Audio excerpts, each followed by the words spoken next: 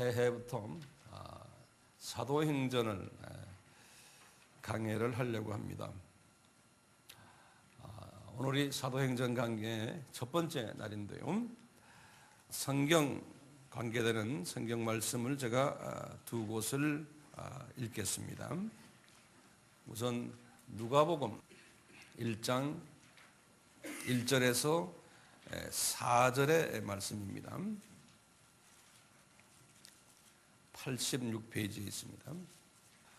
누가가 자기 복음을 쓰기 전에 서론적인 측면을 말씀하신 장면입니다. 우리 중에 이루어진 사실에 대하여 처음부터 말씀의 목격자 되고 일꾼된 자들의 전하여준 그대로 내력을 조술하려고 붓을 든 사람이 많은지라. 이제 누가가 말하기를 이런 일들을, 역사적인 일들을 쓰려고 했던 사람들이 자기 외에도 여러 사람들이 있었다는 거예요. 그 모든 일을 근원부터 자세히 미루어 살핀 나도 이제 거기다 줄을 그으시면 누가는 어떻게 이 문제를 다루었냐면 모든 일을, 다시 말하면 예수님의 탄생부터 시작을 해서 예수님의 승천까지의 그 33년의 그 기간을 근원부터 자세히 미루었다 그랬어요. 이제 근원부터라는 건 아주 기초되는 것부터 자세히란 말을 영어로는 carefully 그랬어요.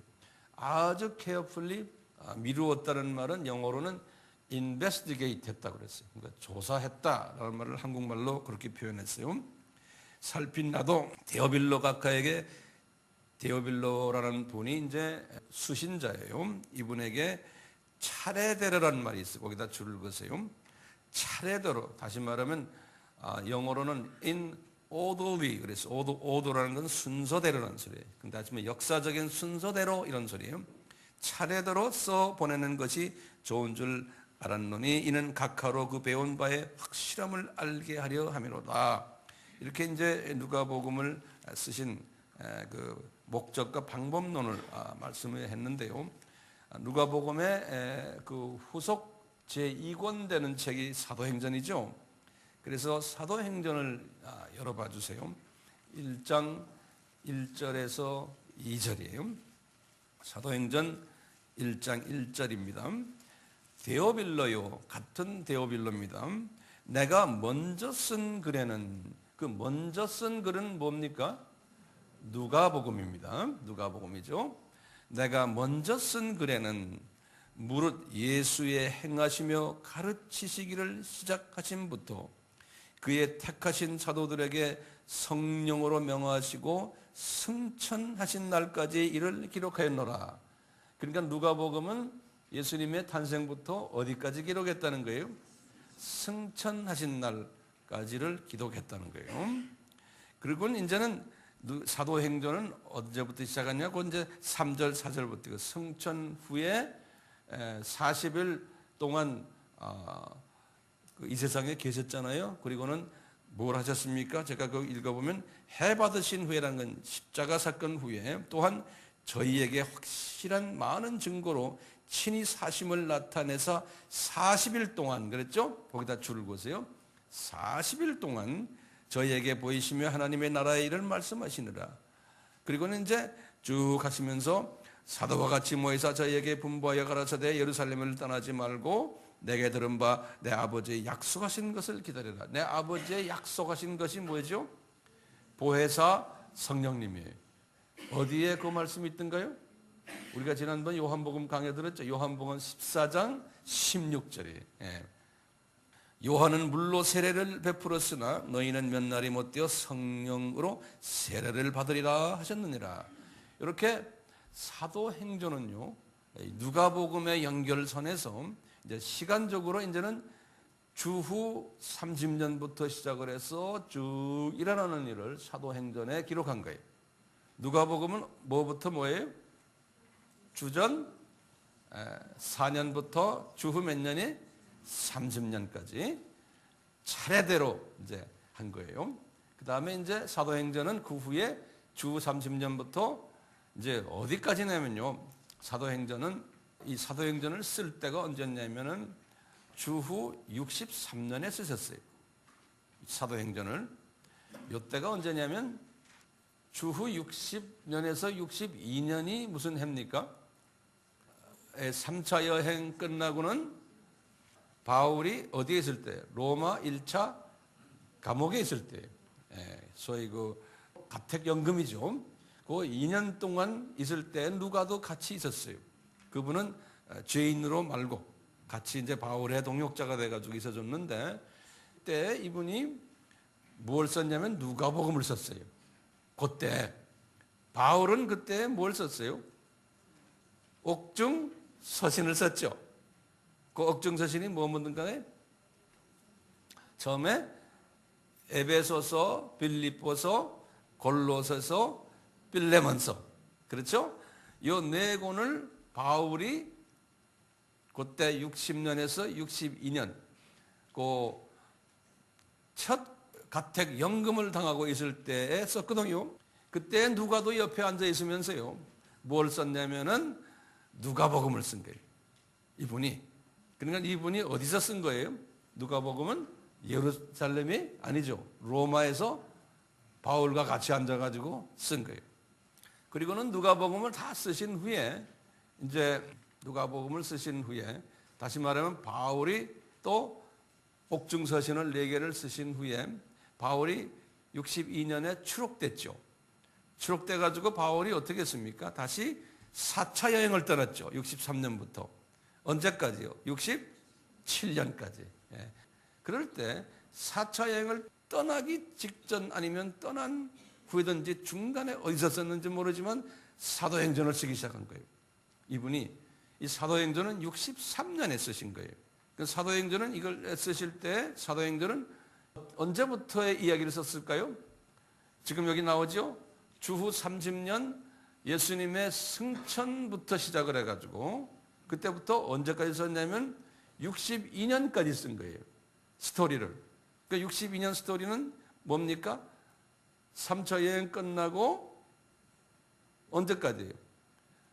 1차 투옥이 끝나는 그 순간까지를 쓴 것이 사도행전이에요. 그 사도행전 제일 마지막에는 이제 1차 투옥이 끝나고 나와서 이제 추록돼가지고 나와서 나중에는 스페인까지 간다는 이야기가 이제 거기에 적혀 있어요. 그 시간적인 개념을 우선 알았죠, 이제? 네. 자, 오늘은 제가 이런 그 배경을 가지고 누가복음과 사도행전을 쓴 누가에 대해서 좀 깊이 조명을 해보려고. 누가에 대해서. 그랬어요. 누가에 대해서 깊이 조명을 해야 되는데요. 이 누가에 대해서 깊이 조명하려면 우리가 사복음서를 잠깐 다시 볼 필요가 있어요. 왜냐하면 이 사복음서는 요한복음만 약간 빼놓고요, 공간복음 이 세 복음서는 예수님의 탄생부터 시작해서 예수님의 승천까지의 이야기를 나름대로 기록해 놨거든요. 그리고는 이제 그 후속 이야기가 사도행전인데, 이 사도행전을 이해하려면은 이 복음서를 우선 이해가 돼야 돼요. 복음서가. 그래서 제가 요한복음을 강의할 때 초기에 이 복음서에 대해서 자세하게 설명해 준 기억이 있어요. 그런데 우리는 잊어버리는 습성이 있어서 제가 자세히는 안 하지만 아주 간단하게 우선 이 부분을 말씀을 해야 될 것 같아요. 사도행전을 언제 썼다고 그랬어요? 63년에 썼다는 거 잊지 마세요. 근데 신기한 게요, 예수님이 승천을 언제 했어요? 주후 30년에 했죠. 승천을 주후 30년에 하고는 그 다음에 지금 이 사도행전은 언제 썼어요? 63년에 했어요. 그러니까 이 사도행전을 쓰는 데까지 몇 년 걸렸어요? 33년이 걸렸어요. 그래서 그걸 좀 적어놓으세요. 이 33이라는 숫자. 우연이 아니에요. 그러면 우리가 성서에서 이 33을 보시면 예수님이 태어나셔서 승천까지가 몇 년이에요? 33년이. 그렇죠? 또요, 사도 바울이 주후 35년에 회심했죠. 35년에 예수님 만나서 크리스찬이 됐지 않습니까? 그리고는 예수님이 바울을 언제 불러갔어요? 68년에 불러갔어요. 그러면 바울이 몇 년 주님을 섬기다가 갔어요? 33년이. 33이 아니에요. 33년. 33이라는 말은 하지 마세요. 33년이에요. 이렇게 보면 이 33이라는 숫자가 이 소위 3이라는 소위 삼위일체의 하나님의 숫자가 더블로 있는 거예요. 그냥 참고로만 기억해 주시길 바랍니다. 자, 그러면 지금부터요, 이 사복음서에 대한 개관을 간단하게 말씀드리겠습니다. 굉장히 중요한 부분들이 오늘 다루는 모든 내용 하나하나가 아주 중요한 부분이기 때문에 뭐 평소에도 그렇지만 하나하나 제가 천천히 말씀드릴 테니까 잘 소화하시면서 적으세요. 우선 이 사복음서의 개관에서요, 첫째 마태복음이라고 이렇게 쓰세요. 제가 칠판에다 다 쓰질 않았으니까 마태복음이요. 마태복음은 저자가 누굽니까? 마태예요. 이 사람은 유대인으로 세리 출신이죠. 어느 동네 출신이냐면 가버나움, 갈릴리 사람이에요. 또 레위족이고 12제자 중에서 가장 엘리트 출신 중에 한 분이에요. 정부 세리이기 때문에 정부와도 연계가 되어 있고 소위 공무원이면서 엘리트 출신이에요. 마태복음은 언제 썼느냐? 주후 50년에서 52년에 썼어요. 이때는 언젠가요? 바울이 제2차 선교여행을 하던 때예요. 바울이요. 똑같이 오늘 그 누가나 디모데도 요때 주 50년에 2차 선교여행을 바울과 동행했던 때예요. 요때가. 이 마태가, 요 마태복음을 요때 어디서 썼냐면 예루살렘에서 썼어요. 대상은 누구였느냐? 예루살렘과 또 디아스포라 유대인들 상대로 유대인들의 그 시각에서 유대인 크리스찬들이 그 당시에 있었거든요. 주 30년부터 주 50년까지 20년 동안 많은 유대인들이 크리스찬이 됐거든요. 이 사람들에게 예수님의 탄생부터 시작해서 승천까지의 이야기를 써준 거예요. 그런데 그 내용을 보면은 역사적인 그 순서대로 쓰질 않았어요. 마태가. 그렇지만 마태는 신학 청소를 교과서로 유대인들 크리스찬들에게 가르치기 위해서요. 소위 포괄적인 신학 청소를 기록한 거예요. 뭐 기독론, 천국론, 성결론, 구원론, 지도자론, 종말론, 선교론까지 이렇게 기록했거든요. 그 기록한 목적이 그런데요.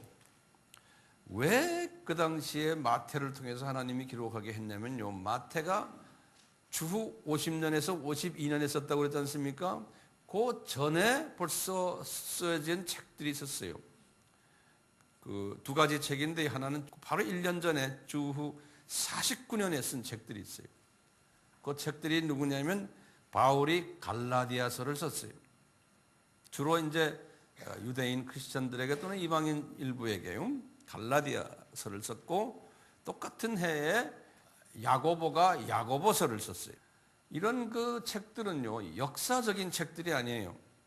율법과 은혜에 관한 이야기가 갈라디아서고 야고보서는 목회 서신이. 그러다 보니까 새로 20년 동안 기독교인 된 사람들이 좀 기독교의 역사를 예수님의 탄생부터 승천까지를 좀 역사적인 순서대로 좀 써줬으면 하는 그러한 바람들이 있었어요. 그래서 아까 우리 누가복음 시작에서 보지만 하나님이 누가에게 그 마음을 준 거예요. 그래가지고 누가가 순서대로 쭉 썼어요. 문제는 뭐냐면요, 누가가요, 그 당시에는 주전 4년부터 30년까지는 누가는 크리스찬이 아니었어요. 그 당시에는 그 기간 동안에 누가가 언제 크리스찬이 됐어요? 주후 50년에 기독교인이 됐거든요. 그러니까 자기가 기독교인 되기 54년 전부터 기독교인 되기 20년 전까지 이 스토리가 누가복음이거든요.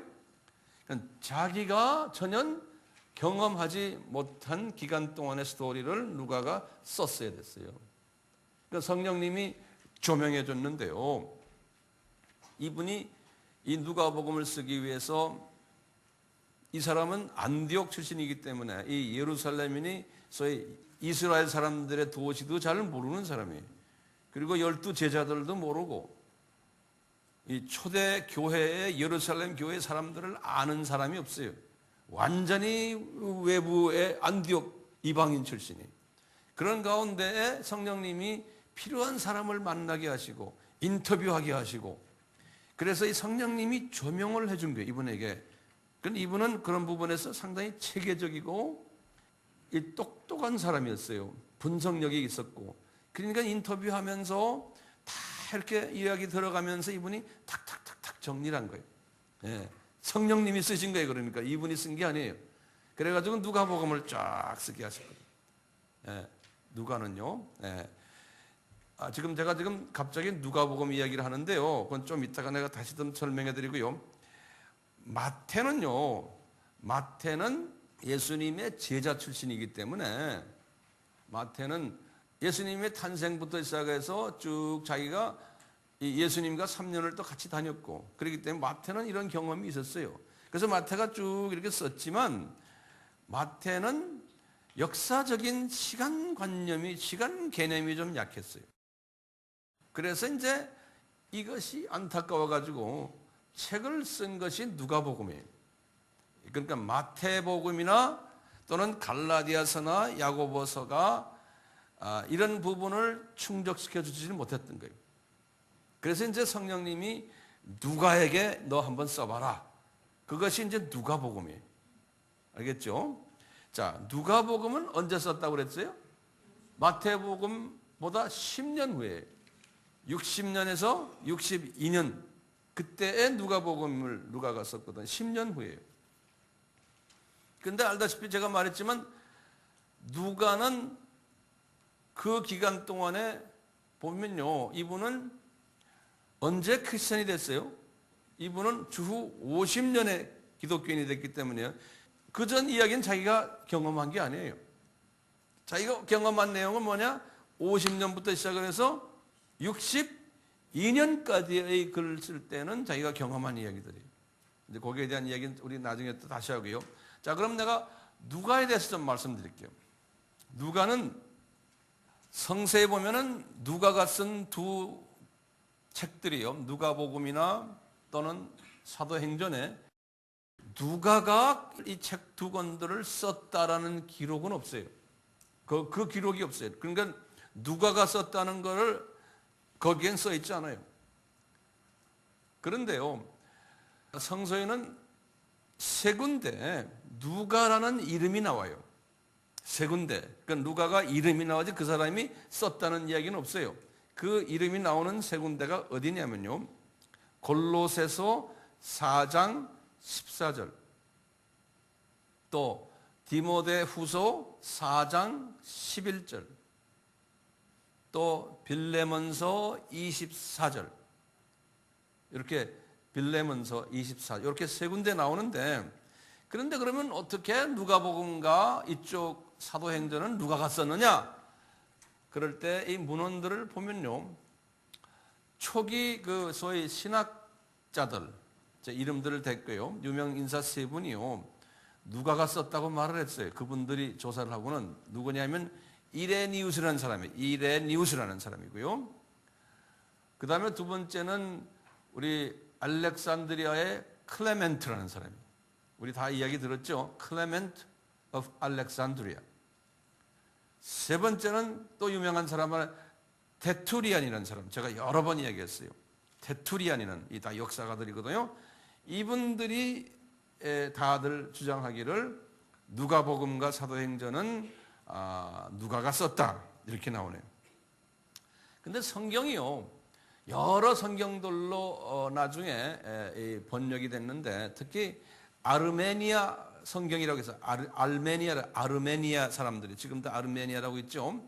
이 아르메니아 사람들의 말로 번역된 아르메니안 성경이 있는데 그 성경에는요 사도행전 20장 13절에 번역을 어떻게 해놨냐면 우리 성경이나 미국 성경이나 다른 나라의 성경에는 다 우리들은 이렇게 했다. 위라는 말을 써놨어요. 우리들은 지금 뭐뭐뭐 했다. 그런데 우리라는 건 그 안에 저자까지 들어있는 거예요. 저자까지요. 누가가 항상 이야기할 때 우리는 여기에서 저리로 갔다. 우리는 뭐 이렇게 했다. 그러는데 이 알메니안 성경에는 우리라는 말을 안 쓰고 아예 I look 그래서 나 누가는 이렇게 썼어요. 어디로 갔다. 그래서 거기에 누가 이름을 아예 그냥 딱 못을 박아놓은 게 있어요. 누가가 이 두 권을 썼다는 것을 간접적으로 이제 말을 해주고 있어요. 그 다음에 이 사람이요 어디 출신이냐라는 또 여러 가지 의견들이 있어요. 대부분의 의견들은 거의 똑같은데 어디냐? 안디옥에서 이 사람이 태어난 건지 안 그러면 살았던지 하여튼 안디옥 출신이다 그래요. 이 누가가 안디옥 출신이다요.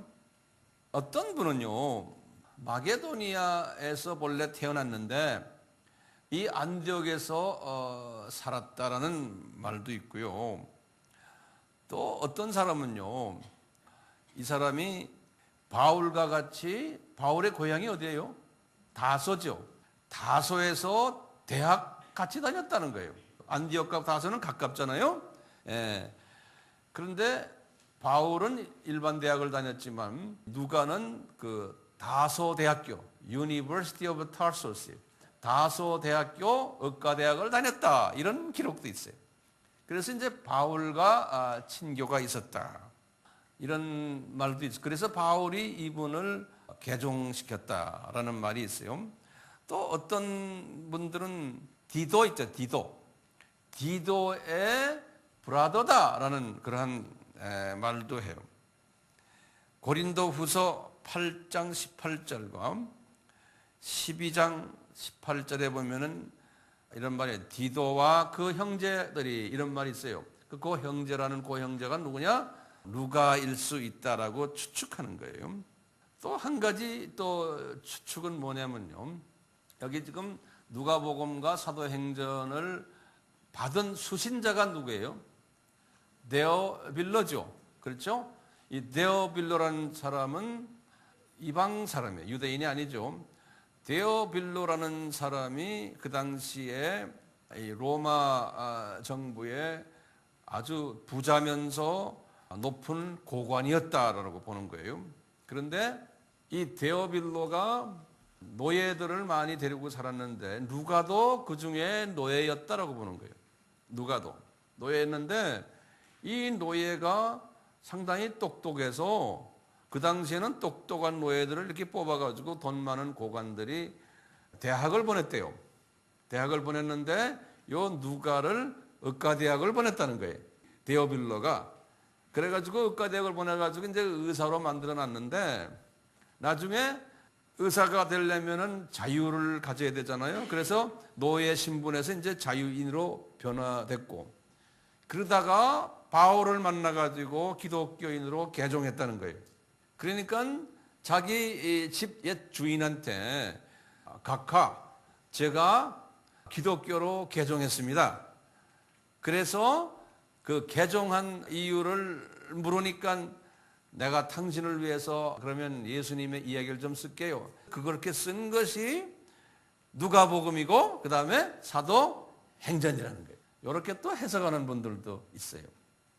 어쨌든 이 누가는 나중에 바울에 의해서 주후 50년에 개종을 해가지고 그때부터 바울을 따라다니기 시작한 거예요. 그래가지고 바울이 순교당하는 68년까지 따라다녔으니까 몇 년을 따라다닌 거예요? 18년을 바울의 오른팔 역할을 하면서 따라다녔어요. 그러니까 대단한 사람이죠. 바울이 그동안에 많은 사람들을 훈련시키고 제자화했지만 대부분 사람들 다 도망갔는데, 왜냐하면 바울이 그 당시에는 인기 있는 사람이 아니었거든요. 예수님 복음 때문에 항상 매맞고 사람들에게 핍박당하고 감옥에 들어왔다 나왔다 하고, 요새 같으면 우리가 동네 경찰서에 들어왔다 나왔다 하는 거나 마찬가지. 수없이 들어왔다 나왔다 했어요. 아까 말하는 1차, 2차 이것은 큰 거고 큰 투옥이고 그냥 거의 일주일에 한 번씩 동네 경찰서 들어왔다 나왔다 했다는 거예요. 그러니까 복음 때문에 그럴 때마다 사람들이 저 사람 따라다니다가는 안 되겠다고 다 가버렸는데, 요 누가하고 또 누구예요? 디모데, 요 두 양반은 끝까지 따라다녔다는 거예요. 그런 의미에서 바울이 나중에 골로새서 4장 14절에 이런 말 했어요. 나의 철친한 친구다. 그리고는 빌레몬서 아까 24절에 봐도요, 나의 파트너다, 나의 동역자다, 이런 넷대를 붙여줬어요. 누가한테요. 자, 이 누가는요, 성령께서 왜 누가는 이 누가복음과 이 사도행전을 쓰게 했냐면요, 누가복음을 쓸 때에 또는 사도행전을 쓸 때에 이미 여러 책들이 나왔어요. 기독교 책들이. 우리 공부를 해서 이제 여러분들이 알 거예요. 벌써 그게 언제라고 그랬어요? 주후 60년, 62년 그 전에 쓴 책들 한번 생각해 봅시다. 그 전에 나온 책들, 기독교 책들. 제가 불러드릴게요. 한번 가만히 보세요. 첫째 49년에 무슨 책이에요? 야고보서. 그 다음에 또 49년에 누구예요? 갈라디아서. 그러니까 야고보 책과 바울 책이 있었어요. 그 다음에 50년에서 52년 그 사이에 51년에 또 쓴 책이, 바울이 쓴 책이 하나 있어요. 아세요? 데살로니가 전후서예요. 그리고는 55년에 쓴 책이 무슨 책이에요? 고린도 전후서예요. 55년에. 그리고 57년에 쓴 책이 뭐예요? 로마서예요. 이걸 다 기억하셔야 돼요. 그래야지만 이 성서를 해석할 수가 있어요. 그 다음에 60년에서 62년에 뭐뭐 썼어요?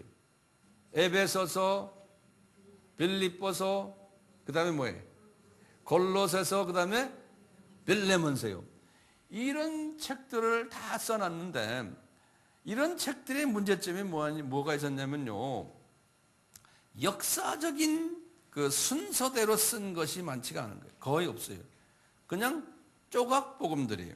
예컨대 한 테마를 가지고 쓴 거, 이런 예수님의 그 인성, 신성 또는 뭐 이런 모든 기독론, 선교론 이렇게 테마를 가지고 썼지만 역사적으로 쫙 순서대로 쓴 책들은 아니었어요. 그러니까 주님이 이 누가에게요, 이것을 그런 마음을 줬어요. 왜 이 순서대로 쓰질 않아서 읽어보면 좀 혼돈스럽다는 거예요. 성령님이 누가에게 그 마음을 준 거예요. 왜 그렇겠어요? 누가는 교육받은 사람이에요. 메디컬 교육을 받았고, 그 사고 체계가 그렇게 생겨먹은 거예요, 이 사람이. 성령님이 그런 그 부분에서 훈련을 시켜놓고는 이분으로 하여금 너 한번 순서적으로 좀 한번 써봐라. 너 그거 괴롭지? 그래서 이제 순서적으로 쓴 것이 누가복음과 무슨 복음이? 사도행전이에요. 이렇게 해서 이제 누가복음에 누가가 누구냐 그 배경을 제가 간단하게 설명해 줬어요. 지금 아직도 사복음 이야기합니다. 그 다음에 마가복음 잠깐 봅시다. 잠깐요. 마가복음은요 언제 썼냐면은 이 누가복음 후에요.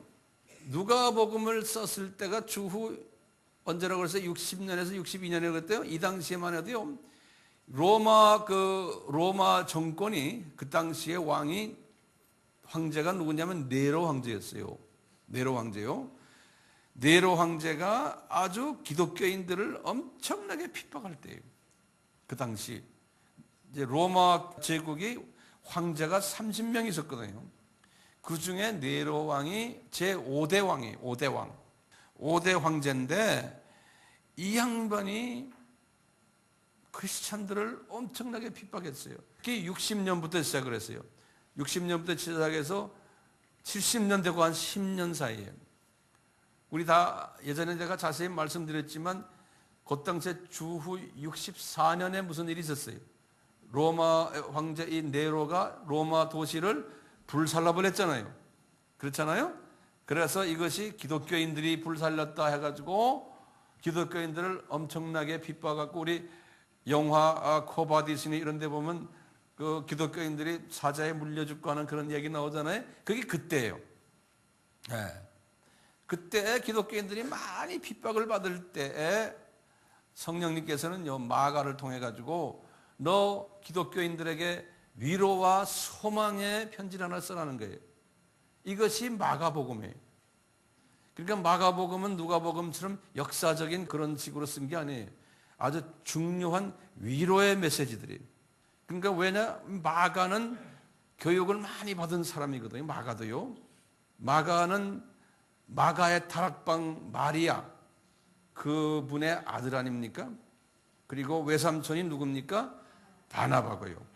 베드로의 오른팔이었거든요. 그래서 베드로는 베드로전서 5장 13절에 그랬어요. 마가는 나의 아들이다 그랬어요.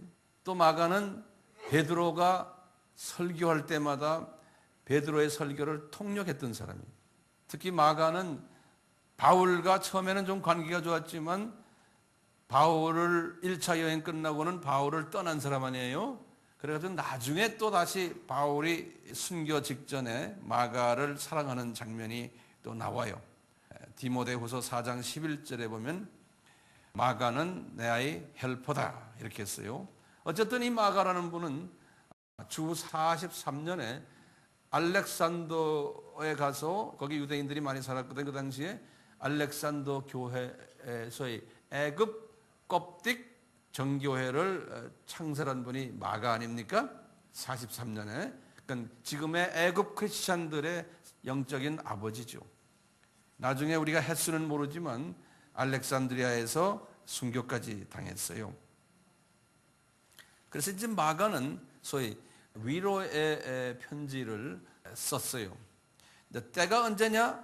우리 정확한 횟수는 모르지만 이 때가 주후 65년에서 67년 사이가 아닌가. 다시 말하면 64년이 로마 그 도시 화재가 있었잖아요. 64년에 그 직후에 기독교인들이 많이 죽을 때 이분이 마가가 위로의 편지를 썼다라고 보는 거예요. 더 자세한 것은 요한복음 거기에 보면 나와요. 자, 마지막으로 요한복음을 잠깐 봅시다. 우리 지난번 요한복음 공부했지만요. 요한복음은 왜 썼냐면요. 요한에 의해서 썼는데요. 마태복음, 누가복음, 마가복음은 쓰다 보니까 예수님의 신성에 관한 부분이 좀 체계 있게 정돈이 안 된 것을 성령님께서는 아시고 요한에게 예수님의 신성을 초점에 맞춰서 글 좀 써라. 그래서 요한이 주후 68년에서 70년 전, 다시 말하면요, 베드로가 65년에 순교당했거든요. 그리고는 68년에 바울도 순교당했거든요. 그러니까 바울 순교 후에 이제 또 70년 예루살렘 성전이 무너지기 직전에 그 사이 언제 요한복음을 저술하지 않았나 보고 있는 거예요. 그러면 이제 바울의 모든 편지들하고 그 다음에 이 공간 복음들하고 이 모든 복음들을 다 총체로 해가지고 요 안에서 기독교의 예수님의 그 신성을 종합적으로 좀 강조해라. 그것이 이제 요한복음입니다. 그러니까 요한복음은 이 야고보의 편지, 베드로의 편지, 바울의 편지들을 종합적으로 보면서 예수님의 그 신성을 아주 깊이 다루는 것이 요한복음입니다. 우리가 이 요한복음을 지난 33번에 걸쳐서 요한복음을 공부했어요. 제목을 좀 바꾸셔서 누가복음과 사도행전을 서술한 이유예요. 제가 여기다 간단히 칠판에다 적어놨어요. 이제는 이걸 딱 보시면 여러분들이 아세요. 왜 하나님이 누가를 통해서 누가복음과 사도행전을 서술하게 했느냐. 첫째는 마태, 마가, 요한복음의 역사성이 결여됐다는 거예요. 이제 그 이야기는 아시죠? 두 번째는 야고보 서신의 역사성이 결여되어 있다. 그 다음에 세 번째는 누구의 서신이에요? 바울 서신들의 역사성 결여예요. 그 다음에 네 번째는 그 1세기에 아주 유대인 사회에서 최고 되는 역사가가 있어요. 그 사람 이름이 요세푸스라고 그런다고. 여기 들었잖아요? 이 요세푸스는요, 기독교 역사를 조금은 썼지만 기독교인의 시각에서 쓰질 않았어요. 이분은 그냥 세상 이스라엘과 로마에 관계되는 역사를 쓰신 분이에요. 세상 역사가예요. 비복음적 측면에서 쓴 거예요. 그렇기 때문에 이 요세푸스의 역사책을 보면은 충분치가 않은 거예요. 그렇기 때문에 다섯 번째로 이런 모든 상황 속에서 성령님이 누가에게 거룩한 안타까움을 준 거예요. 제가 이런 단어를 만들어 봤어요. 거룩한 안타까움을 줘가지고 이제 누가복음과 사도행전을 쓰게 하신 거예요. 그러니까 우리에게도, 여러분들에게도 이 거룩한 안타까움을 주님이 주세요. 이런, 내가 지금 어떤 상황에 있든지 주님께서 특별히 쓰시려는 분은 이 안타까움을 가지고 여러분들이 어떤 일을 하도록, 주님을 섬기도록 하죠. 그 다음에 누가복음을 또는 사도행전을 쓰게 하기 위해서 누가를 준비한 내용들이, 배경들이 제가 여기다 7가지를 드렸어요. 뭐든지 성령님께서는 사람을 쓰시려면요, 그 사람이 준비가 돼야 돼요. 준비되지 않은 사람은 쓰질 않아요. 그렇기 때문에 저나 여러분들은 주님한테 쓰임을 당하시려면 준비가 돼야 돼요. 준비 안 하고 그냥 할렐루야 성령님이 나에게 말씀하신다 이래 갖고 되는 게 아니에요. 여기 보면 누가를 이미 이분 태어나기 전부터 주님이 다 준비하신 거예요. 이방인으로 태어나게 하시고요. 그러면서 이제 이분이 시각이요, 이 거시적인 시각과 다변적인 시각의 소유자로서 하나님이 훈련시켰어요. 이 누가복음과 사도행전을 쓰게 하기 위해서. 그 다음에 이분을 고등교육을 시켜가지고, 특히 의례교육을 시켜가지고 사상의 체계화를 만들어줬어요. 글을 쓰려면 이 생각이 체계적이 돼야 되거든요. 정돈이 돼야 되거든요. 우리 지금 그 훈련 받고 있지 않습니까? 우리 교인들. 세 번째는요, 이분이 그 당시의 문화는 헬라 문화가 주종을 이루기 때문에 헬라 문화와 헬라어 구사력에 탁월했어요. 그렇기 때문에 우리는 지금은 미국 문화이기 때문에 이 서양 문화와 서양 언어 공부를 우리도 할 필요가 있는 거예요. 네 번째로는 바울의 제자로서 바울 신학을 전수받은 거예요. 이분이 바울을 18년을 따라다녔잖아요. 그러니까 바울에게서 많은 것을 배웠어요. 선생에게서 많은 것을 배웠어요. 이분이. 그 다음에 선교사로서, 현장 선교사로서 현장을 잘 알고 있었고, 여섯 번째로 역사적 시각을 가지고 이제는 자기가 경험하지 않은 거지만 사람들을 인터뷰하고 그래서 조사하고 분석해가지고 그것을 잘 정리하는 그런 은사를 받은 거예요. 거기에다가 이제 제일 중요한 것은 성령님이 이분에게 거룩한 안타까움을 집어넣어 준 거예요. 이 모든 7가지가 이게 같이 종합적으로 이게 한 묶음이 되었을 때 주님이 이분을 쓸 수가 있어요. 그렇지만 아까 잠깐 제가 말했지만 누가는 그분 자신이 가지고 있었던 한계성이 있었어요.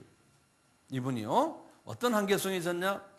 이 누가복음은 예수님의 탄생부터 시작해서 승천까지거든요. 주전 4년에서부터 주전 30년. 그렇죠? 이때는 누가는 있었어요, 없었어요? 누가는 기독교인이 아니었어요, 그때는. 그러니까 자기가 알지 못하는 스토리들이 경험이 없었어요. 또한 마찬가지로 주님이 승천하신 후부터 사도행전에 지금 여기 2차 선교 여행 시작부터 여기가요. 그러니까 1차 선교 여행에 마친 그 후까지는 이 누가는 크리스찬이 아니었어요. 다시 말하면 사도행전 1장부터 시작해서요. 사도행전 15장까지는 누가가 경험한 이야기들이 아니에요. 15장까지요. 그렇기 때문에 이분은 경험이 없었던 사람이에요. 그게 이 누가의 약점이에요.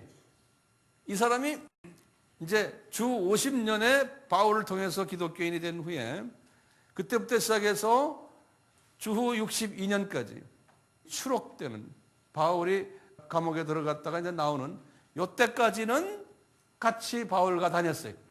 그러니까 2차 선교 여행부터 그때부터 쭉 다녔지만 그 기간은 12년밖에 안 돼요. 많아야. 앞에 이거는 몇 년입니까? 앞에 스토리는 약간 4년 되잖아요. 앞에 스토리를 쫙 누가복음과 사도행전 15장까지 쓰는 데는 자기 경험이 아니었어요. 그러니까 이 기간 동안에 이분이 이 거룩한 안타까움을 가졌는데 이 거룩한 안타까움을 이걸 역사적으로 써야 되는데 주전 4년부터 쫙 써야 되는데 이분이 이걸 쓸 수 있는 재료가 없는 거예요. 이 안타까움만 있고. 그래가지고 이제 어떻게 이분이 하셨냐면 이제 3차 여행이 언제 끝났냐면 3차 선교 여행이요. 언제 끝났어요? 주후 시작이 언제 53년부터 57년이죠? 그렇죠? 57년이에요. 57년부터요. 57년에 이분이 3차 여행 끝내고는 예루살렘으로 내려갔어요. 사도 바울이 디모데와 또 누가랑 같이 예루살렘에 내려갔어요. 예루살렘에 내려가서 안디옥으로 안 가고요. 3차 여행 끝날 때 예루살렘에 가서 예루살렘에 있는 이 유대 지도자들에게 붙잡혔어요. 그래가지고 이분들이 바울이 재판을 받게 하기 위해서 어디로 데려갔냐면은 가이사라로 데려갔어요. 예루살렘이 우리나라의 지금의 대구 정도라면 가이사라는 인천 정도로 생각하시면 돼요. 가이사라로 이분이 묶여가지고 갔어요. 가이사라에 가가지고 이제 신문을 받는데요. 몇 년 동안 신문 받았냐면은 거기에 이제 조그마한 감옥에 들어가셔가지고 바울이 2년 동안 신문을 받았어요. 가이사라에서. 그게 57년에 끝나고는 58년, 59년이에요. 2년 동안 신문을 받으시고 그리고는 거기서부터 배를 타고 약 한 1년 가까이 어떤 분은 한 6개월이라고 그래요. 한 1년 가까이 배를 타고 가서 어디 갔냐면 로마로 간 거예요. 그게 60년에 로마로 도착이에요. 자, 그럴 때요. 이 누가도 같이 갔을 거 아닙니까? 누가는 안디옥 출신이기 때문에 이쪽에 이스라엘 도시 방문한 경험이 있다라고 어느 기록에도 없어요. 안디옥 출신이니까 전혀 이쪽을 모르는 거예요. 예루살렘도 가본 일이 없고 뭐 베들레헴도 가본 일이 없고 가이사도 모르고 갈릴리 지방도 잘 모르고 그것뿐입니까? 뭐 12제자들도 개인적으로 친분 있는 것도 아니고 왜냐? 크리스천 돼가지고 12제자들하고는 만난 기회가 거의 없었잖아요. 바울을 따라서 선교지를 돌아다녔기 때문에 계속. 그러니까 이스라엘 쪽을 전혀 모르는 거예요. 예수님의 어머니인 마리아도 모르고 막달라 마리아도 모르고 뭐 베다니에 있는 마르다 마리아 나사로도 모르고 전혀 모르는 사람들이에요. 근데 그 사람들에 대한 이야기가 누가복음에 보면 잔뜩 써 있거든요. 누가복음에 보면요. 그러면 어떻게 이 모든 정확한 데이터들을 어떻게 받았느냐? 이게 이제 우리의 의문점인 거예요. 그래서 이제 이런 이야기 하죠. 요 2년 동안, 다시 말하면 바울이 가이사라에서 신문 받는 2년 동안이에요. 이분은 신문 받을 필요가 없잖아요. 누가는 옆에 따라만 다니니까요.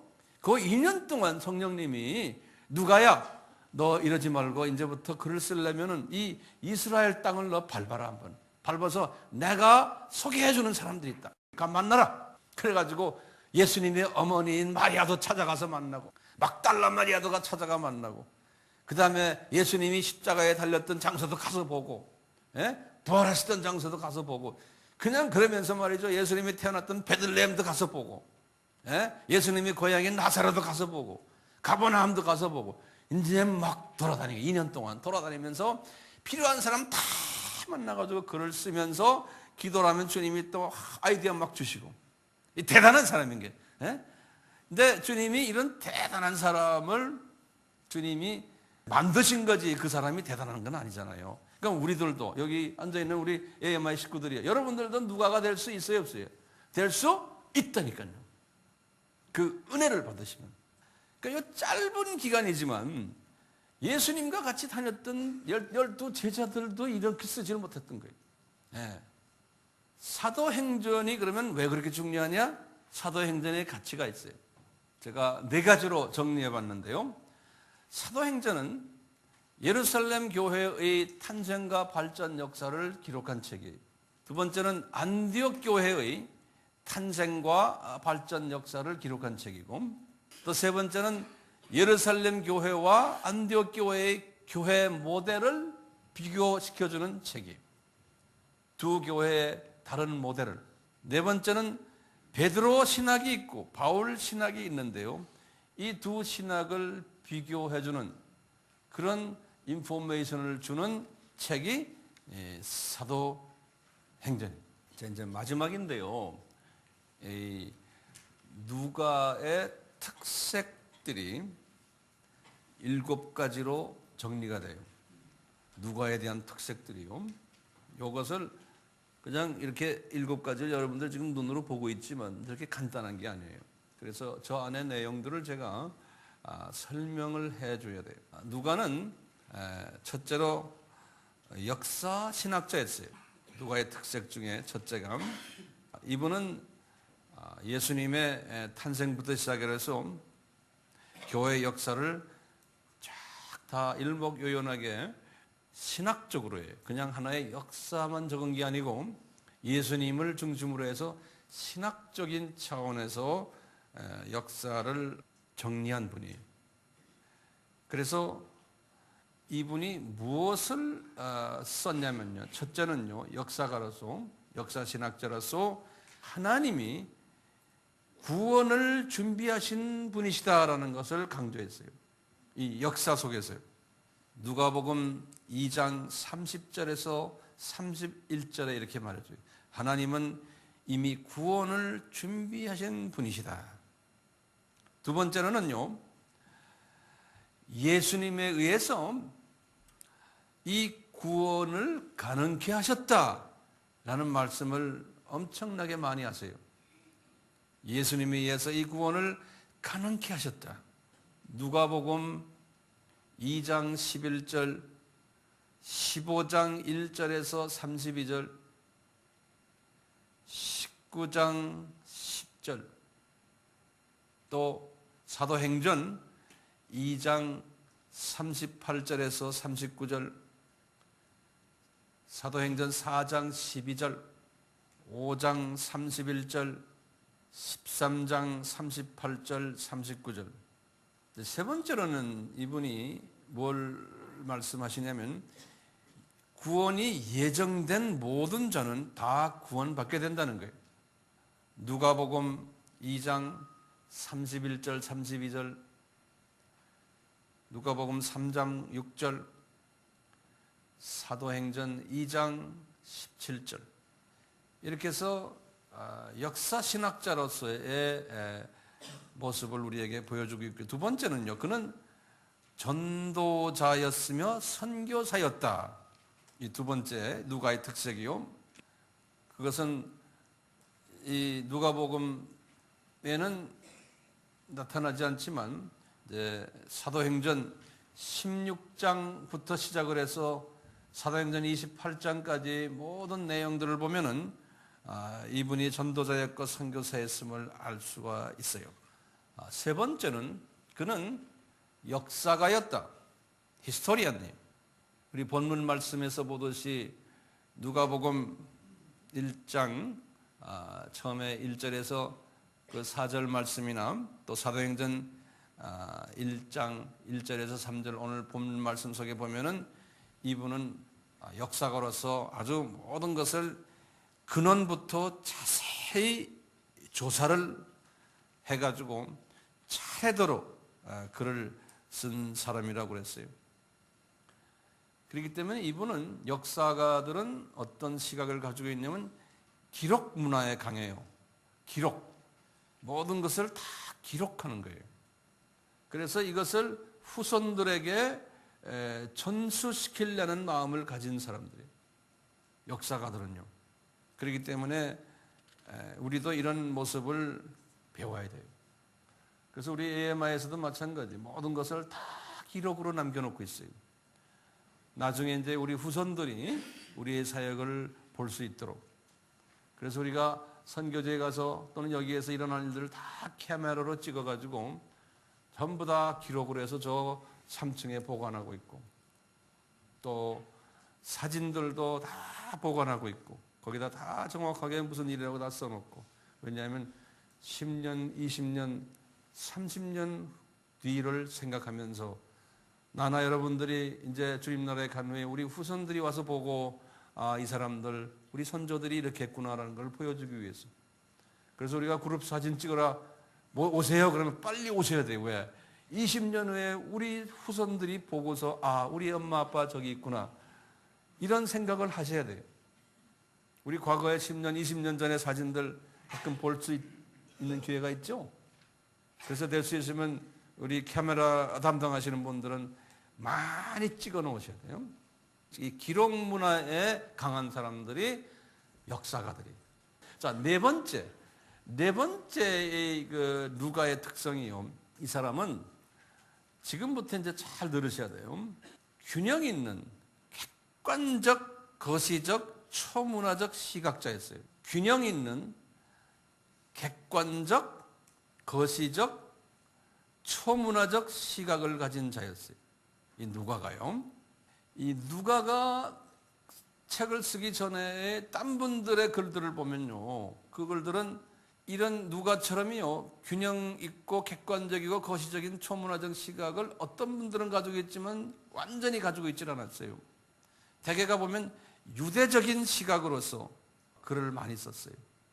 자기네가 유대인이기 때문에. 근데 많은 이방인들이 크리스천이 되면서 그 이방인들의 시각을 참조를 못한 거예요. 예. 이제 이런 부분도 있었고, 이 누가는요, 성령님이 다 이렇게 이분에게 조명한 거예요. 그 당시에 대표적인 두 지도자, 베드로와 바울, 요 두 사람을 특별히 조명을 했어요. 성령님이 그렇게 하라고 그런 거예요. 그래서 알다시피 이 사도행전은 처음에 12장까지는 누구 이야기냐면 베드로의 이야기예요. 그리고는 13장부터 마지막 28장까지는 바울의 이야기예요. 이분이 이 베드로의 이야기를 하시면서 베드로를 분석하고 이 바울과 이 비교를 하는 이야기들이 많아요. 그러면서 첫째 이제 처음 12장에서는요, 유대인들이 주축이 된 그 예루살렘 교회를 이제 조명을 하는데요. 성령님이 이분에게 이제 그런 걸 주신 거예요. 그 예루살렘 교회의 문화 갈등을 조명을 했어요. 그 안에 있는 유대인들과 디아스포라들 안에 있던 갈등들을 보게끔 하고 그것을 묘사하겠어요. 그 다음에 이 예루살렘 교회는 대형 교회였거든요. 교인이 꽤 많았어요. 뭐 한 2만 명이 넘었다니까요. 그 대형 교회가 가지고 있었던 문제점들을 직시를 시켰어요. 그리고는 그 대형교회는 언젠가는 흐트러진다는 것을 우리에게 가르쳐 준 거예요.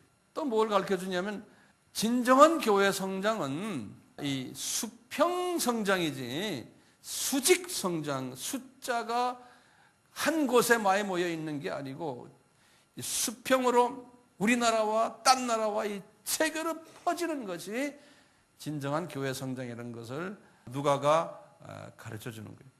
그분의 편지 속에서. 그리고 이분이요, 처음 12장에서요 막간을 딱 이용해가지고 뭘 이야기하시냐면 자기 선생 바울이 과거에는 어떤 나쁜 사람이었는데 자기 선생을 이제 분석하는 거예요. 그러다가 자기 선생이 다메섹에서 예수님을 만난 후에 어떻게 변화됐는가를 쭉 설명해 준 거예요. 자기 선생은 옛날에 종교의 외식주의자였고 종교적인 교만도 있었고 배타적인 사람이었고, 이런 아주 좋지 않은 선생이었는데 이 사람이 이런 변화를 가졌다라는 것을 적나라하게 쫙 표현하는 거예요. 그러면서 이 처음 12장에서는요 자기 선생도 아닌 베드로, 어떻게 보면 이 베드로라는 분은 자기 선생을 상당히 견제했던 사람이거든요. 견제했던 사람이니까 제자인 루가도 베드로에 대한 인상이 좋겠어요, 안 좋겠어요? 별로 좋지 않은 거예요. 또 12 제자들하고도 별로 좋지 않은 거예요. 왜? 그쪽 동네하고는 다른 동네에서 주님을 섬긴 사람이기 때문에 이 영적인 줄기가 다른 사람이에요. 그런데도 성령님께서는 누가를 통해 가지고 베드로의 그 약한 부분과 강한 부분을 잘 균형 있게 설명하게끔 하셨어요. 이 거시전 시각을 보군요. 그런데 우리가 이렇게 사도행전을 보면요, 이 누가는요 12 제자들 하나하나 한 분의 그분들의 행적을 이야기를 하진 않았어요. 아주 중요한 분 베드로의 이야기를 거의 대부분 이야기하고요, 요한 이야기를 잠깐 다루고요, 그 다음에 예수님의 동생인 야고보의 이야기를 잠깐 다루고요, 그 다음에 다른 야고보하고 순교당한 이야기도 잠깐 다뤘지만요 주로 다룬 것이 누구냐? 베드로 이야기. 그리고는 베드로를 가끔 가다가 한마디씩 해서 깠어요. 가끔요. 왜냐? 베드로 이 양반은 이런 사람이지만 선교 마인드가 없었다는 거예요. 유대 사람만 좋아하고 차민족 중심적인 사고를 가진 사람이라는 거예요. 그래서 이분이 지도자긴 지도자지만 자기 민족만 생각하는 그런 지도자였다고 이분의 그 12장의 내용을 우리 자세히 나중에 보겠지만요 다뤄요. 이제 나중에 이제 자세히 이제 볼 거예요. 하나하나. 재밌겠죠? 네. 5번째로 이분이 어떤 사람이냐? 그는 화평케 하는 사람이었어요. 누가는 당시 이 두 지도자 베드로와 바울 사이의 미묘한 갈등을 해소해 주려고 노력을 했어요. 이분의 그 편지 속에서. 왜냐하면 이분이 쓴 누가복음과 특히 이분이 쓴 사도행전은요 써놓고는 전 기독교교에 이제 배포되거든요. 배포되기 때문에 이 베드로, 그 당시에 베드로도 살아있었고, 언제 썼어요? 지금 이제 사도행전 63년이니까 베드로가 몇 년에 순교당했어요?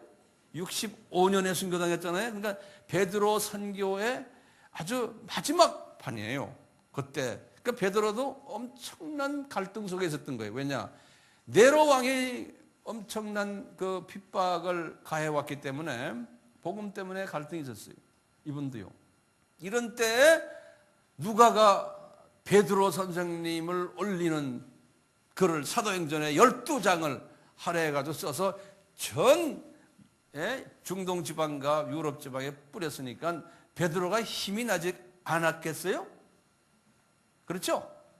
똑같아요. 이제 우리 바울도 마찬가지예요. 바울과 베드로가 이 갈라디아서 2장에 보면은 관계가 서먹서먹했어요. 영적인 거장들인데도 이런 부분들이 있었어요.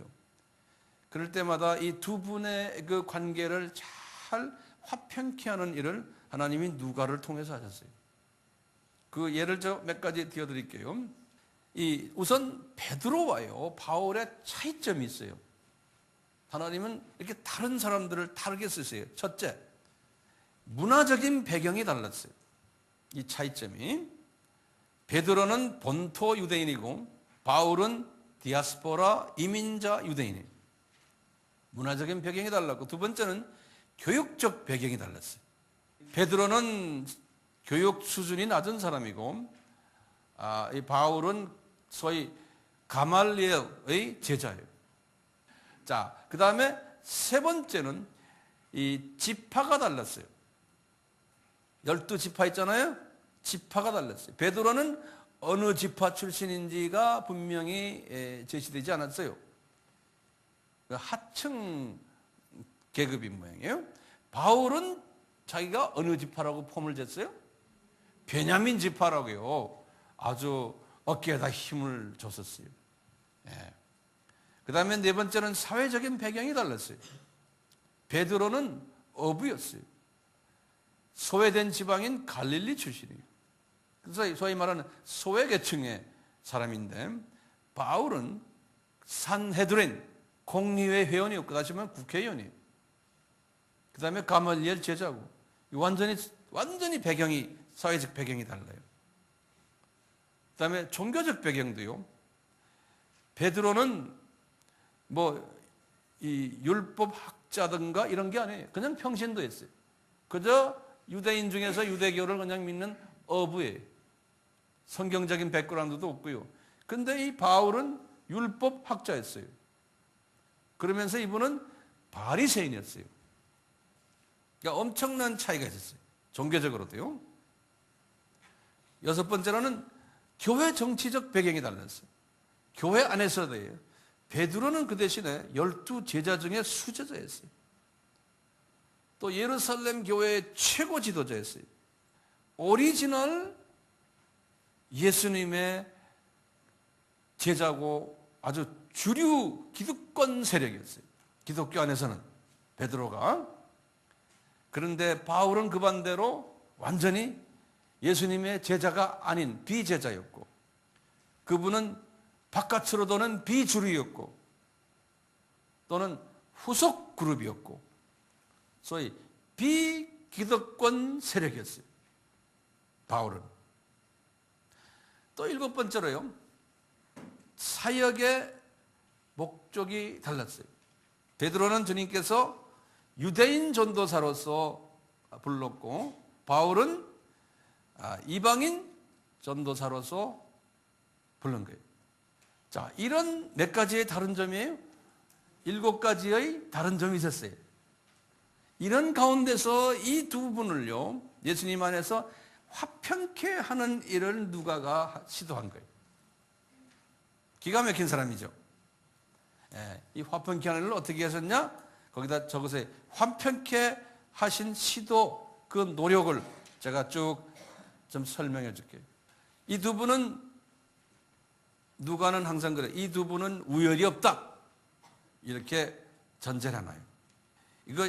이 위의 7가지의 다른 점이 있지만 주님은 그 다른 것을 사용하신다. 은사가 다를 뿐이다. 이것을 이제 주 안목으로 두고요. 다음에 12가지, 꽤 많아요. 12가지 분야에서 이 두 분이 같다, 영적으로 라는 것을 제시를 해줘요. 사도행전에서. 사도행전을 쫙 읽다 보면요, 최소한 이 두 리더가요, 다르지만 같다, 주님 안에서 라는 것을 가르쳐줘요. 제가 그거 쭉 이제 사도행전 읽다 보면 이제 주님이 저에게 이제 그런 지혜를 주시는 거예요. 그래서 그 12가지를 제가 간단하게 말씀드리니까요, 한번 적어보세요. 첫째, 이 두 분 다가 성령 충만했다, 이렇게 말해요. 이 누가가요. 베드로가 그랬다는 것은 사도행전, 다 사도행전에 4장 8절에서, 그 다음에 바울이 성령 충만했다는 9장 17절과 13장 9절에서.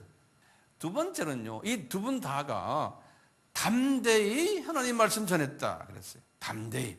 이 두 분 다가 4장 13절 31절은 베드로가, 9장 27절 29절에는 바울이, 세 번째로는 이 두 분 다가 유대인들에게 또는 이방인들에게 예수님의 죽으심과 부활과 승천을 증거했다 그랬어요. 2장 22절에서부터 쭉 하반절에, 13장 16절에서부터 쭉 하반절에, 한 분은 베드로, 한 분은 바울이에요. 네 번째, 유대인들과 이방인들에게 이 두 분은 복음 증거를 했다. 이제 전도했다는 거예요. 10장 34절에서 쭉 계속해서 하반절에, 13장 46절에서 쭉 하반절에 그래요. 다섯 번째로는 이 두 분이 다가 복음 때문에 투옥됐고, 그 다음에 기적적으로 추록까지 했다. 복음 때문에 투옥되었고 기적적으로 추록까지 했다. 베드로는 12장 7절부터, 바울은 16장 25절부터. 여섯 번째로는요, 이 두 분이 다가 절름발이를 치료했다 그래요. 절름발이가 다 나았다는 거예요. 이 두 분을 통해서. 3장 2절부터, 또는 바울은 14장 8절부터 그래요. 그 다음에 일곱 번째로 각종 병자들을 다 치료했다 그랬어요. 이 두 분 다가. 9장 41절, 28장 8절부터요. 여덟 번째로 이 두 분은 귀신을 쫓아냈다는 거예요. 5장 16절, 16장 18절. 아홉 번째로는 이 두 분 다가 비상한 능력을 소유한 자들이라는 거예요. 5장 15절에는 뭐냐면 베드로의 그림자만 지나가도 다 병났는. 19장 12절에서는 바울의 손수건만 만져도, 이렇게 두 분을 비교하면서 두 분 다를 균형 있게 다뤘어요. 열 번째는 이 두 분 다가 죽은 자를 살렸다는 거예요. 베드로는 9장 36절에서부터 욥바에 있는 다비다를 살렸다는 거예요. 이 베드로 이야기만 하면 안 되잖아요. 그러니까 항상 주님께서는 또 바울도 그랬다는 거예요. 20장 7절에 드로아에 있는 유두고를 살렸다는 거예요. 11번째로 마술사나 거짓 선생들에게 하나님의 심판을 경고했다는 거예요. 두 분 다가 마술사나 거짓 선생들에게 하나님의 심판을 경고했다는 거예요. 베드로는 8장 20절에서부터 사마리아 성의 시몬이 마술사였거든요. 또 바울도 마찬가지로 13장 6절에서 바보라는 그 도시 있거든요. 그 사이프러스에, 거기에서 엘루마도 마술사였거든요. 마지막으로 12번째, 이 두 분 다가 어떤 말씀하셨냐면 사람에게 경배하지 말아라. 이 하나님께만 경배하라. 나도 사람이다 라고 두 분 다가 그런 말을 했어요. 사람들이 이분들에게 와서 경배하려니까요. 10장 25절에서 26절 고넬료가 그렇게 했거든요. 그 다음에 베드로에게요. 그 다음에 바울에게도 14장 8절에서 15절에 나면서부터 걷지 못하던 자가 이제 고침받으니까 이렇게 하는 장면이 나와요. 자, 이 누가의 특성의 이제 여섯 번째는요, 그는 타민족 사랑했던 자였다는 거예요. 이분은 자신이 이방인이었어요. 그렇다고 해서 이방인이라고 해서 다 타민족을 사랑하는 게 아니거든요. 이분은 그분의 이야기를 쭉 보면요, 타민족을 사랑했던 이야기가요 여기저기에서 많이 나와요. 이분이 그 예를 한두 가지 들면요, 편지를 쓸 때도 이방인에게 수신자로 해서 썼어요. 데오빌로 가카요. 유대인이 아니고요, 이방인이 수신하도록 그 이방인을 선호하는 이야기들이 한 6가지 나오는데요. 이분의 그 글 속에 첫째가 뭐냐? 수신자가 데오빌로 이방인이라는 거예요. 그 다음에 두 번째는요, 누가복음 7장 1절에서 10절, 7장 1절에 10절에 보면 이방인은 백부장이 병 고침을 당하는 거예요. 백부장이 병 낫는 이야기를 썼어요. 누가복음에. 세 번째는요, 누가복음 10장 25절에서부터 37절 이야기는 누가복음에 있는 이야기인데요. 우리 잘 아는 선한 사마리아 사람의 행위를 이야기해요. 다 이방인이 유대인들에게 가르치는 거예요. 이방인이 이렇게 선한 일을 한다는 거예요. 네 번째는 이것도 누가복음에만 나오는 이야기인데요. 17장 11절에서 19절에 보면은 병 고침을 받은 납병 환자 10명이 병 고치고 나중에 예수님한테 와서 고맙다 하는 사람은 사마리아 사람 하나밖에 없더라 이렇게 말했어요. 그만큼 이방인에 대한 선호 사상이 있었어요.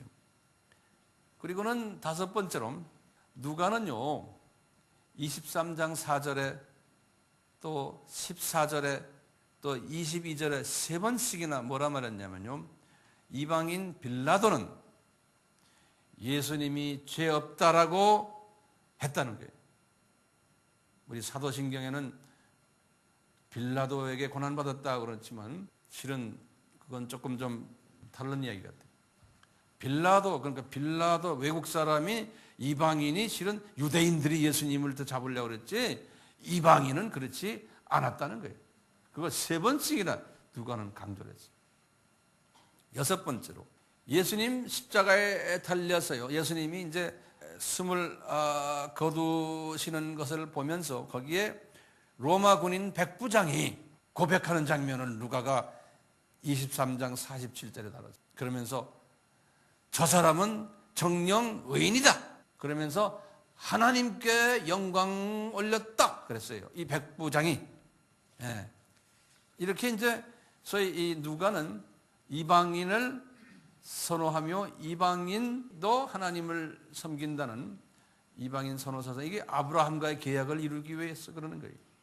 사도행전을 잠깐 좀 봐요. 사도행전에서도 이방인을 선호하는 장면들을 제가 좀 드릴게요. 첫째, 사도행전도요 수신자가 데오빌로 이방인이에요. 두 번째는요 빌립 집사가 사마리아에 가가지고 전도했는데 이방인들, 이 사마리아 사람들이 큰 기쁨이 가득 찼다고 그랬어요. 사도행전 8장 4절에서 8절. 세 번째로는 이탈리아 사람 백부장 고넬리오가 또 그 가족이 베드로에 의해서 복음 받았다는 사도행전 10장 전체 이야기. 그리고 네 번째는 구브로에 있는 총독 서기오 바울이, 다 이방인이죠, 복음화가 됐다는 이야기. 13장 7절 서기오 바울이. 또 다섯 번째는요 빌립보에서 간수와 그 가족이 복음화가 됐던 16장 34절. 그러니까 이방인을 강조를 많이 해요. 여섯 번째는 고린도의 그 고린도 지방을 아가야 지방이라고 그러잖아요. 그 아가야 지방의 총독이 갈리오라는 총독이, 이 사람이 바울을 도와줬다. 18장 12절에서 17절. 그 다음에 일곱 번째로 이제 바울이 삼수여행 끝나고 이제 가이사라에서 2년 동안 신문 받았다고 그랬잖아요. 그 신문 받을 때 첫째 총독 누구에게 신문 받았냐면 벨릭스라는 총독이에요. 벨릭스. 이다 이제 이방인이죠. 벨릭스 총독이나 또 그 밑에 일하는 천부장이나 백부장들이 바울이 전하는 복음에 긍정적이었다는 거예요. 24장 22절에서 24절에. 그 다음에 벨릭스의 여덟 번째, 벨릭스의 후계자 베스도 총독이에요. 베스도. 이 사람도 벨릭스와 똑같은 태도를 가졌다는 거예요. 복음에 대해서. 또 이제 아홉 번째로요, 아그리빠 왕이라고요. 소위 그 북쪽 지방에, 갈릴리 북쪽 지방의 왕이었어요. 아그리빠 왕이 마침 그 가이사에 왔다가 이제 그 왕도 같은 생각을 가진 거예요. 복음에 대해서 긍정적이었어요. 베스도는 25장 25절이고 아그리빠는 26장 30절에서 32절이에요. 아그리빠는.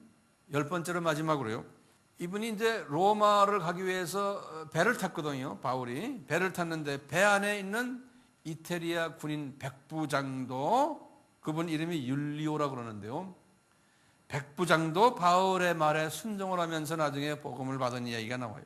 27장 11절에 이렇게 보면은 이 누가는 어디에 초점을 맞췄냐면 타민족에 초점을 맞춘 거예요. 이 누가를 보면요. 그래서 이걸 유대인들이 많이 이제 읽을 거 아니에요. 이 책을요. 읽으면서 유대인들의 생각을 바꾸게 해요. 아브라함과의 계약이 타민족이거든요. 그 다음에 예수님이 지상 사명도 예루살렘부터 시작해서 타민족에게 가잖아요. 그렇기 때문에 그것이 실제로 일어나고 있다는 것을 누가가 다 쓴 거예요. 그러면 이제 유대인 크리스찬들이 볼 때 아하, 우리가 눈여겨보지 않는 저 사람들이 이렇게 그 유명 인사들까지 예수님의 복음을 받는구나라는 걸 볼 수 있게, 느낄 수 있도록 만드는 것이 이 누가복음 또 사도행전의 목적인 거예요. 자, 마지막으로 이 누가는 격려자였다라는 거예요. 이분이 누구를 격려했냐면요, 베드로를 격려했고 바울을 격려해 줬어요. 이분이 왜 그랬을까요? 그 당시에 누가복음을 쓰는 당시에 베드로는 많은 핍박 속에 있었어요. 핍박 속에 있었는데 자기도 모르게요. 누가가 사도행전 1장에서부터 12장까지의 내용을 쓴 것을 베드로가 이렇게 읽어보니까 다 자기의 이거 부족한 부분을 커버해주고는 자기의 사역한 것을 쫙 기록을 써주고 그 기록이 전 기독교 공동체에 퍼지니까 베드로가 신이 났겠어요? 안 났겠어요? 베드로가 힘이 난 거예요. 그 힘을 받아가지고 그 다음 해 64년이에요. 베드로가 베드로 전서, 베드로 후서를 쓰셨어요. 그 힘을 받고 처음으로 그분이 편지를 쓴 거예요. 어떤 사람에게 편지를 썼냐? 자기 제자들이 갑바도기아, 아시아, 갈라디아, 이 북쪽에 지금 터키 지방에서 지금 핍박을 받고 있는 그 사람들에게 편지를 쓰면서 베드로가 뭐라고 그랬어요? 얘들아, 나 힘 받았다? 너희들도 이 핍박 중에서 힘을 받아라. 소망을 가져라. 이 베드로 전후서의 내용이 그거예요. 그러니까 이 영적인 거장 한 사람에게 힘을 줬더니 이 사람을 통해 가지고요, 전 기독교인들이 핍박 속에서 힘을 받는 거예요. 그러니까 이 누가는 엄청난 사람이에요. 하나님이 이런 사람으로 만든 거예요. 베드로가 가장 격려가 필요했을 때거든요.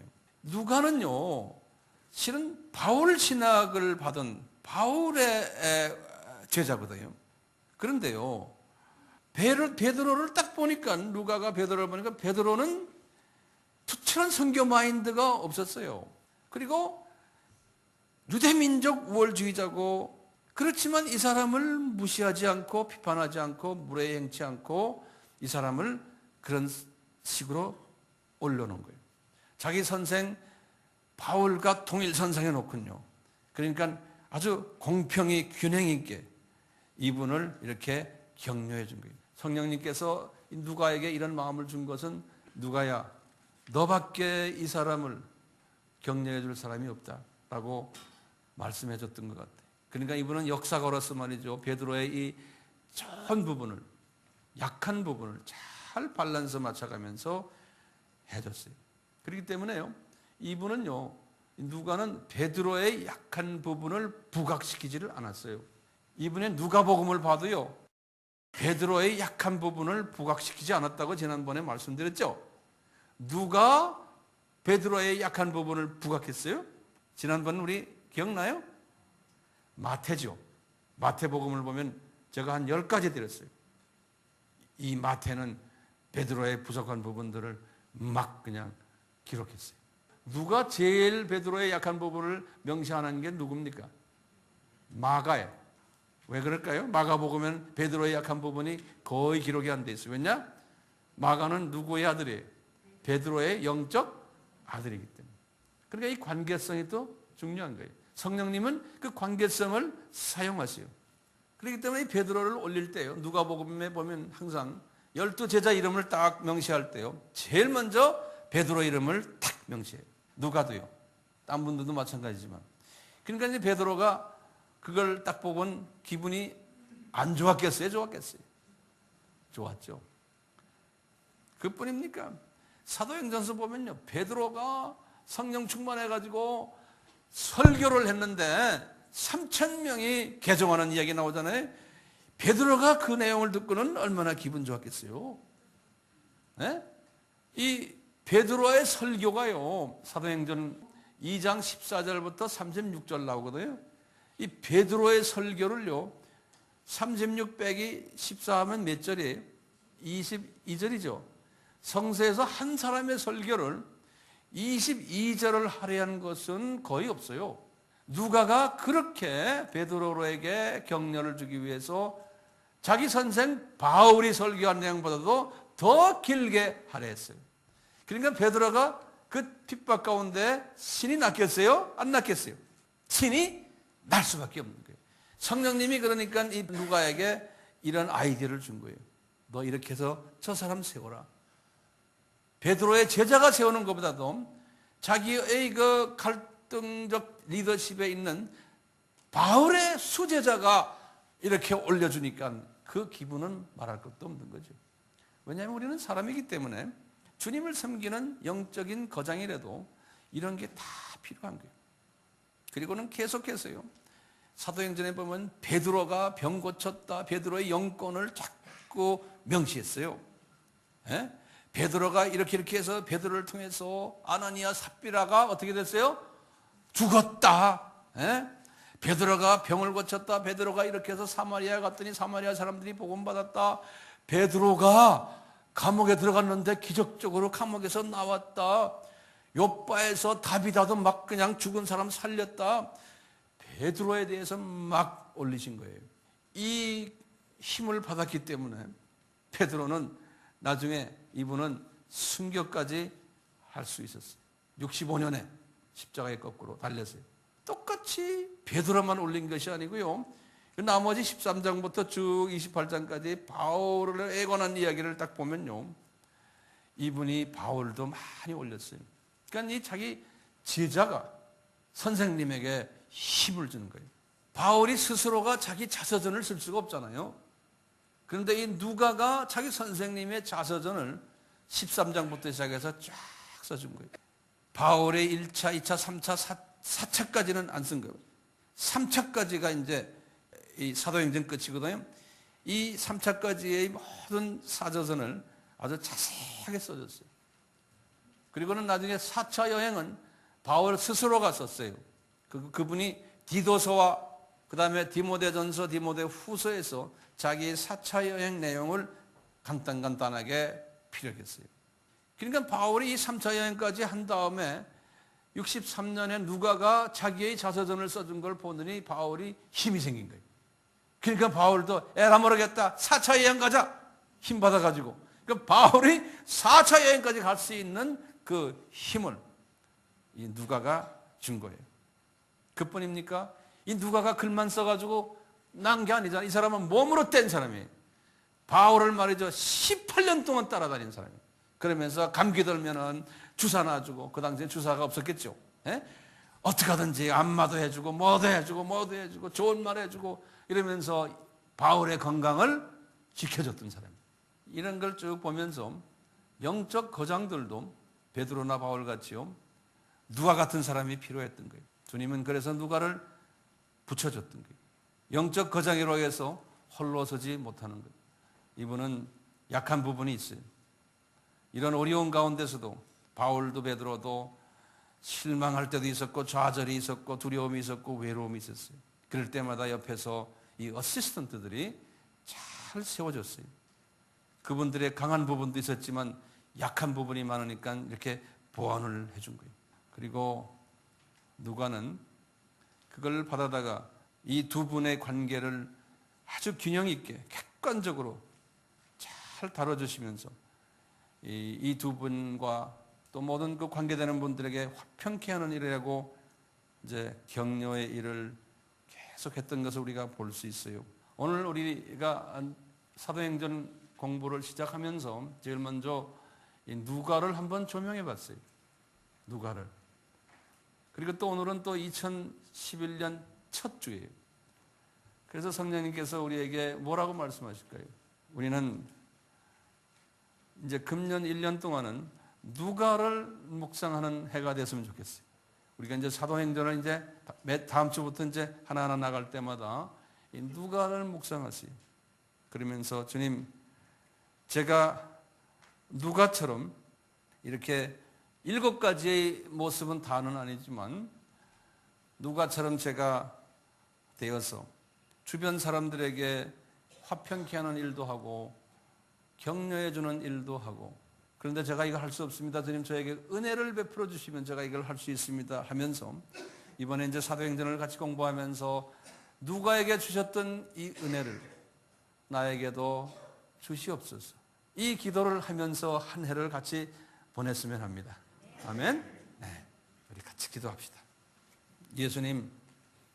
예수님께서는 2000년 전에 베드로를 부르셨고 바울을 부르셨습니다. 그분들은 다른 속성과 배경과 다른 스타일의 사람들이었지만 주님은 그분들 자체, 그 있는 그 자체가 주님 보시기에 소중했고 그분들을 그렇게 쓰시길 원하셔서 그분들을 부르시고 사용하셨습니다. 그런데 아무리 주님이 부르신 영적 거장들이지만 이분들은 자기네가 가지고 있는 문화의 틀에서, 사고의 틀에서 벗어나기는 쉽지 않았습니다. 그뿐 아니라 인간적인 약한 부분들도 많았습니다. 그럴 때마다 주님은 신실한 어시스턴트를 옆에 붙여주셔서 그들로 하여금 이 지도자들의 약한 부분을 보완시켜 주셨습니다. 어떤 분들은 지도자로서 불리움을 받고 어떤 분들은 어시스턴트로서 불리움을 받게 하셨습니다. 어시스턴트가 어시스턴트의 일을 잘할 때 지도자들이 힘을 받는 그 차원이 아니고 주님의 큰 그림을 펼쳐나가는데 엄청난 사역을 한다는 것을 우리가 깨닫기를 바랍니다. 어시스턴트의 일이 한날 그냥 어시스턴트가 아니고 어시스턴트의 일이 얼마나 큰 일인지를 이번에 누가의 사건을 조명하면서 배우게 됩니다. 금년 한 해는 우리 모두가 다가 지도자는 될 수는 없지만 누가처럼 어시스턴트가 되어서 주님께 영광 드리는 우리의 삶이 되도록 은혜 위에 은혜를 베풀어 주시옵소서. 예수님의 이름으로 기도드리옵나이다. 아멘.